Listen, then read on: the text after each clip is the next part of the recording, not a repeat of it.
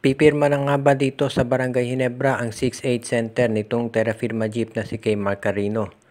Alam natin na medyo magulo ang sitwasyon ngayon dito sa Terra Firma, lalo na at hindi pa natitiyak kung ano ang gagawin nilang aksyon laban dito kay Christian Stan Hardinger, lalo na nga at nagdesisyon ito na magre-retiro. Ang maliwanag dito, hindi pa tapos sa pakikipag-trade ang Terra Firma at malamang ang gawin nila ay ibigay na dito sa Barangay Ginebra itong si Kay Marcarino para matuloy na yung binabalak daw na revamp nitong koponan ni Coach Raymond Tionco. Hindi pa natin natitiyak kung paano ito magiging mapoproseso, pero madali lang naman yan kung ite-trade ng Terra Firma itong si Kay Marcarino sa Barangay Ginebra. Ang magiging tanong na lamang ay kung sino ang kapalit nito.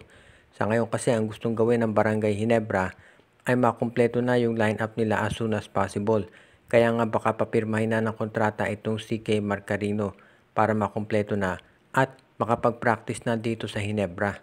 Kung yan ay mangyayari, walang matitirang center dito sa Terra Firma unless ang ibigay na kapalit ng Ginebra ay itong si Ben Adamos. Kaya malamang ganyan ang mangyari dito sa Ginebra ngayon at sa Terra Firma ay makonsumit na itong matagal nang napapabalita na kanilang trade na gagawin. Kaya sa ngayon, itong Barangay Ginebra, siyempre ang focus niyan ay makag-ready na dito sa Commissioner's Cup. Dahil of course, nag-umpisa na nga although hindi pa sila naglalaro. Kung makukuha nila si Kay Marcarino kaagad, mabilis na makakapag-prepare itong Barangay Ginebra at makakapag-practice ito dito sa kanilang lineup.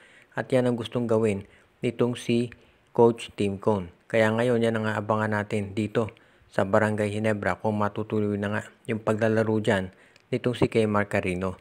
Kung yung kapalit ng pag-uusapan, sa tingin ko nga si Ben Adamos, baka straight up ang mangyaring trade dito. Kaya wala naman siguro magiging problema sa pag-approve ng PBA Trade Committee. Ngayong nagretiro na itong si Christian Stan Hardinger, meron pa kayang tsansa na itong si Mikey Williams ay mapunta dito sa San Miguel. Alam natin yung balita dati na itong si TNT ay gusto raw i-trade itong si Mikey Williams dito sa San Miguel at ang magiging kapalit si Christian Stan Hardinger. Magiging 3-team trade sana yan, si Stan Hardinger sa TNT, si Mikey Williams sa San Miguel at mga players at draft picks sa Terra Firma. Pero ngayong nagretire na itong si Christian Stan Hardinger, ibig ba niyang sabihin ay hindi na matutuloy itong trade ng San Miguel at ng TNT? Sa tingin ko hindi naman ibig sabihin yan hindi matutuloy. Actually, baka nga mas lalo lumaki yung tsansa na matuloy yan. Dahil syempre, ang iisipin ng TNT, baka itong si Mikey Williams ay maisipan na rin na magretiro na. Kung ikaw ang TNT, syempre ang gusto mo ay ma-trade mo muna si Mikey Williams para hindi ito magretiro dahil wala kang makukuhang kapalit. Kung iti-trade mo si Mikey Williams dito sa San Miguel, baka may makuha kang draft pick dito sa Terra Firma o kaya naman sa Northport Batanguer. Kaya sa tingin ko, may tsansa pa rin na ito si Mikey Williams ay dito mapunta sa San Miguel o kaya sa Ginebra, hindi natin masasabi. So sa ngayon, ang tanong ay kung kanino na lang makikipag-trade itong TNT, kung sa San Miguel ba o sa Ginebra at kung sino yung kanilang hihilingin na kapalit. Dahil sa ngayon, gusto siyempre ng TNT na kumbagay maunahan ito si Mikey.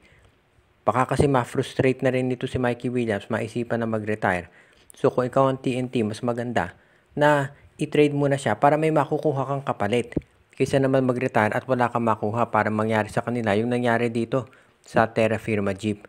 Kaya abangan na lang natin kung sino ang hihilingin kapalit ng TNT ngayon sa San Miguel at dito sa SMC Group. Lalo na at nag-retire na nga ito si Christian Stan Hardinger.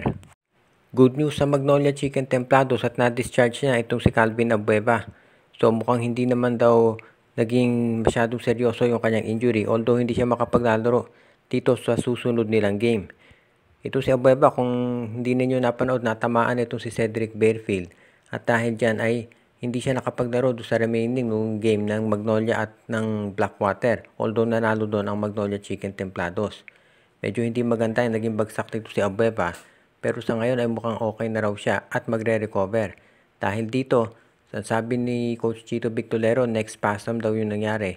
Pero malamang makapaglaro na ito si Abueva.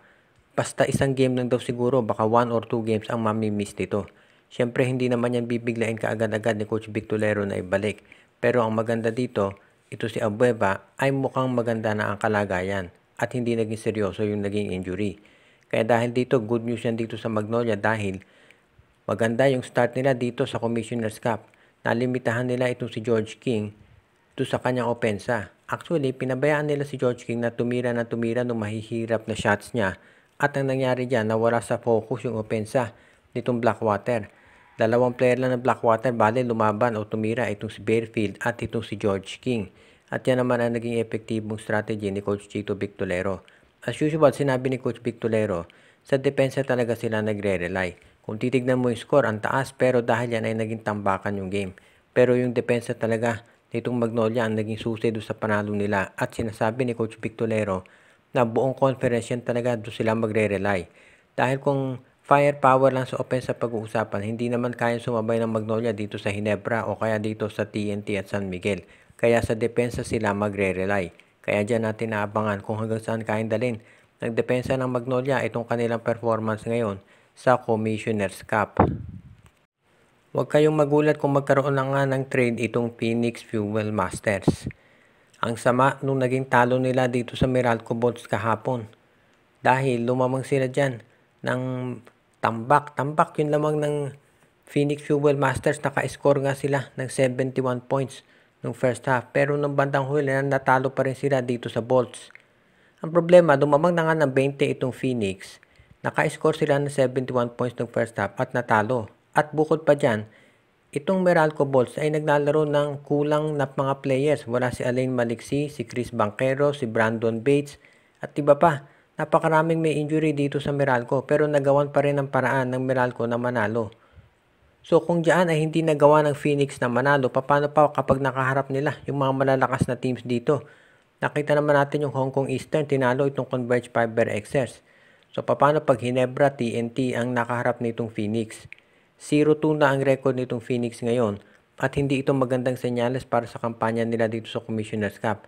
Dahil sunod-sunod ang laro dito at asahan natin na kapag ganyan na nangyari, kinakailangan gumawa ng paraan talaga itong Phoenix na mapaganda yung kanilang performance. Kung hindi yan mangyayari, huwag na tayong magulat kung talagang total revamp na ang gawin at baka nga matrade na ito sila Jason Perkins, Tyler Tio, si Richie Rivero at yung iba pa nilang mga top local players. Kaya mukhang yan ang magiging problema ngayon dito sa Phoenix Fuel Masters. Itong team na to, alam natin independent yan at hindi naman yan yung nagtatank katulad ng Terra Firma. Ang problema rin talaga parang hirap sila dito sumabay ngayon sa ibang makupunan. At hanggang ngayon nararamdaman talaga nila yung pagkawala nitong sila Calvin Abueva at itong si Matthew Wright. Nag-iba na talaga ang team plan nitong Phoenix Fuel Masters nung nawala yung mga players nila. So abangan na lang natin kung anong magiging sitwasyon dito sa Phoenix at kung hanggang kailan ito magtatagal ng ganito ang sitwasyon. Shout out kay Joseph Pineda, kay RG Bueno at Dalina family, Joshua Giray, Espejo at Rosales family, kay Michael D, Jonel Alagon at Serino Valles family, Katsakino Dukusin, Anthony Alon, kay Enju, Dexter Domer, Ireneo Salangsang, kay Junjun Angie, Patpat at B-Boy Matas, Malyari Mascareñas, Dalmacio de Guzman, kay Alexis, Andrea at Mitch Bagares, pati na rin sa iba pa nating mga taga-subaybay.